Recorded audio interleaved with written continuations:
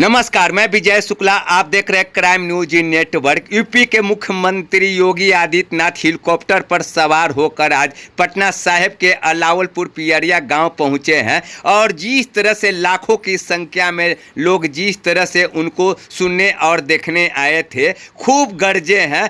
आपको बताते चले कि पटना साहिब के रविशंकर प्रसाद को चुनाव जिताने के लिए जिस तरह से योगी आदित्यनाथ आज अलावलपुर गांव पहुंचे हैं और उन्होंने जिस तरह से विरोधियों पर जमकर बरसे हैं, क्या कहते हैं सुने। आरजेडी की सरकार और कांग्रेस की सरकार इस बिहार में क्या थी? पहचान का संकट खड़ा कर दिया था। मोदी जी आपको डिजिटल युग में ले गए हैं, लेकिन लालू जी की आरजेडी आज भी आपको लालटेन युग में ले जाना चाहती है। लालटेन युग में ले जाना चाहती है क्योंकि वह चाहते हैं अंधेरा रहे। अंधेरा रहेगा तो अंधेरे में ही डकैती बढ़ेगी, इसलिए नहीं चाहते हैं विकास हो जाए। इसीलिए उन्होंने विकास भी नहीं किया है, विकास कराएंगे भी नहीं। क्या स्थिति थी? न बेटी सुरक्षित थी, न व्यापारी सुरक्षित था। बिहार का नौजवान कहीं बाहर जाता था, हमें दया आती थी। देश को नेतृत्व देने वाला बिहार, प्रतिभाशाली हमारा युवा पहचान के लिए मोहताज होता था। क्या कर दिया था लालू जी ने? तो यहां पर क्या स्थिति पकड़ा दी थी?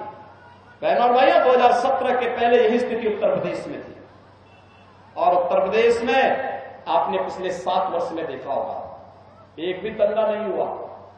जितने दंगाई थे, सब दंगाइयों को एक एक करके राम नाम सत्य की यात्रा में भेज दिया गया।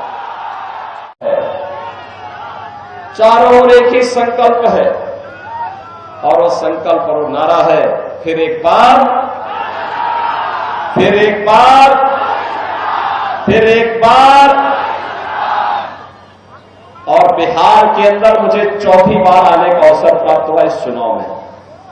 और बहनों भाइयों, चौथी बार जब मैं आया और बिहार में जहां कहीं भी मैं गया तो बिहार की जनता ने कहा कि जो राम को लाए हैं हम उनको लाएंगे, जो राम को लाए हैं। और यहां की जनता बार बार कहती है कि राम भक्त ही राज करेगा दिल्ली के, राम भक्त ही राज करेगा। और हमारे मोदी जी ठहरे परम राम भक्त। और आपका सौभाग्य है कि 500 वर्षों की भगवान राम के 500 वर्षों के इंतजार को समाप्त करने के भगवान राम के वकील आपके प्रत्याशी रविशंकर प्रसाद जी ही हैं। रविशंकर जी, मैं आपका अभिनंदन करता हूं। आपने, आपके पूज्य पिताजी ने आज से